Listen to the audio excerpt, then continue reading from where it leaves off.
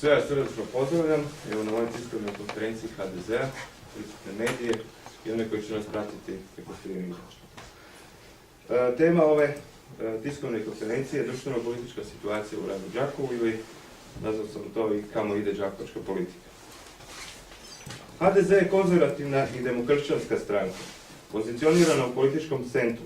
S te političke platforme tražimo i od ostalih stranaka da se pozicioniraju, te tako omoguće optimalno političko djelovanje koje je od javnog značaja. U tom smislu posebno se obraćamo SDP-u, HNS-u i ostalim strankama lijevog političkog spektra, jer od javnog značaja je i njihovo transparentno određenje socijalističke pozicije koje pripadaju. Isto tako, trebali bi prestati HDZ-u imputirati ekstremni etnocentrizam, pa i ustaštvo ponekad, jer zato nema ni osnove ni potrebe. Tom praksom se koriste već duže vrijeme. Osvrnemo li se na nedavne predsjedničke izbore, možemo vidjeti kamo to vodi. Naime, usađujući ljudima strah prema HDZ-u, namjeravali su prikriti svoju nejasnu i neuspješnu politiku i istovremeno su uspjeli podijeliti hrvatski narod, te još tošta, pa i postići etnocentrizam. Na koji način? Uspjeli su ujediniti pripadnike srpske zajednice u Hrvatskoj oko svoje političke opcije i kandidata Ive Josipovića. Ovdje ne namjeravam brojati krvna zrnca po nacionalnoj osnovi, nego čisto pogledati političku analizu ovih izbora. Pogledajte DIP-ove stranice pa ćete vidjeti isto.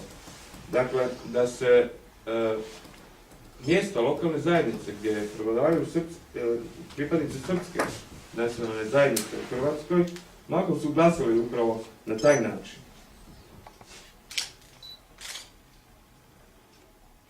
Pa tako ispada baš kao da su svi Srbi u Hrvatskoj lijevo i prosocijalistički orijentirani. To ne može biti istina.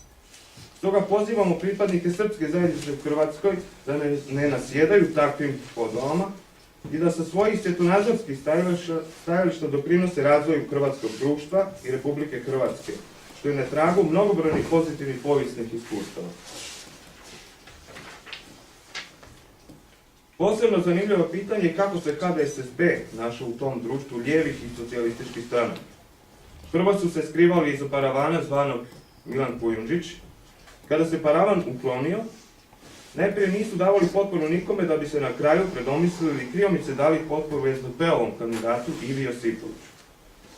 Bilo bi dobro i politički korektno prema slavonskom čovjeku, na kojega se najčešće pozivaju, odgovoriti je li to njihovo organsko političko opredjeljenje ili su tu slučajno zalutali u svom političkom ludanju, s lijeva na desno, pa s desna na lijevo i tako dalje. Ljudi Đakovštine i Đakova su odlučili i jasno dali na znanje da se s njima ne može tako lako manipulirati. Odabrali su velikom većinom Kolindu Grabar-Kitarović za prvu hrvatsku predsjednicu, dali su joj potporu i u prvom i u drugom krugu, te time pokazali želju i nadu za boljom i uspješnijom Hrvatskom. Na tome im još jedan put zahvaljujemo i poručujemo da smo ponosni na njih. Sve ovo dakako preslikava se na đakovačku političku scenu. Mi u HDZ-u želimo politiku voditi na jasan i transparentan način.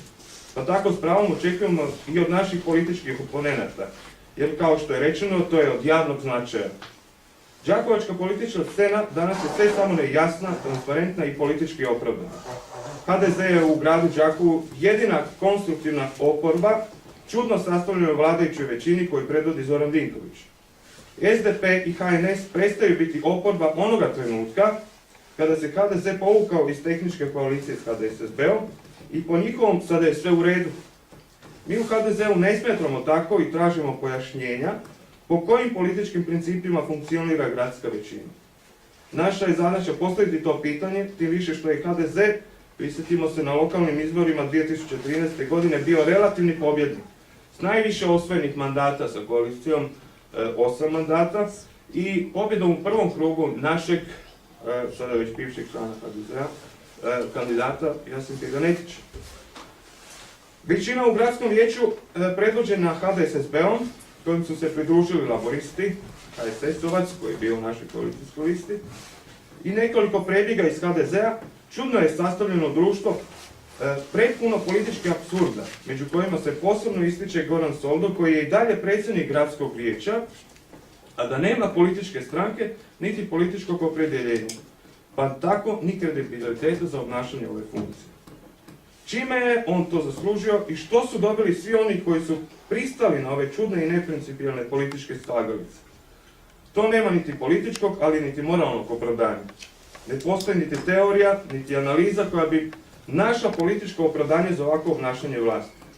Najbliže bi se objašnjenje moglo pronaći u okviru makiavelističke paradigme cilj opravdava sredstvo. Ali ovdje nemamo ciljeve ili ih ne smijemo znati zbog njihove neprimjerenosti i sumnjivosti. SDP i HNS ispoznane to samo promatraju i na taj način potiho podržavaju, jer ipak je to vlast nastala na 12-godišnjem kontinuitetu kojem su i oni kumovali, pa stoga snose i veliki dio odgovornosti za katastrofalno lošu političku, gospodarsku i opće društvenu situaciju u gradu Đakovu. To loše stanje je dobrim dijelom rezultat takve politike i takvih političara.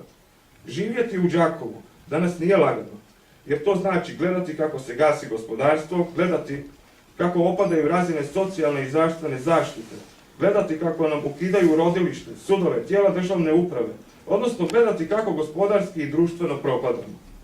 Povijest ovoga grada nam govori drugačije.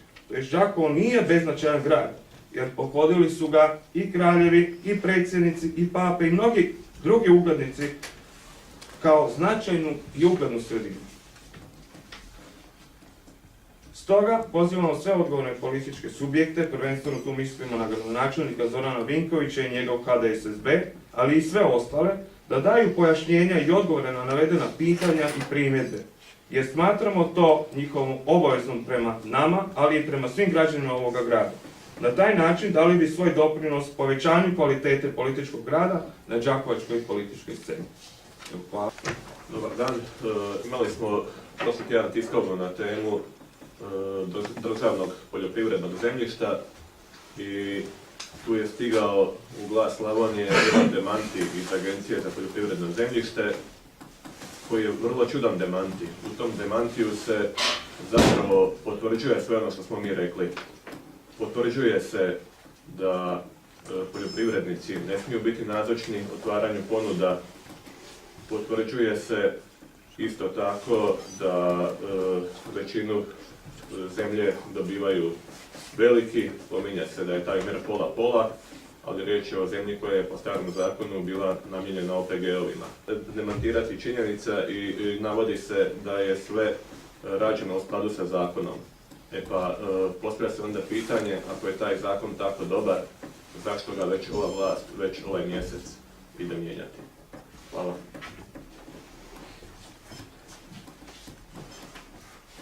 Gospodo, imate li nekako pitanje?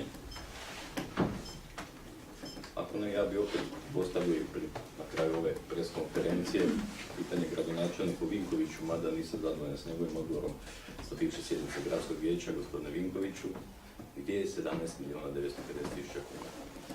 Znači, nije nam dao odgovor, nije nam dao financijsko izvješće. Kredit koji je podigao je bio namjenski, strogo namjenski, protuzakonito ga je potrošio nenamjenski, 17.950.000 kuna je bilo za razvojne projekte koji smo svjedoci nije bilo i za Strossmayerov trg. Na prošloj sjednici gradskog vijeća rekao je da nitko nije pokrao grad i nije nam opet dao odgovore gdje su ti novci.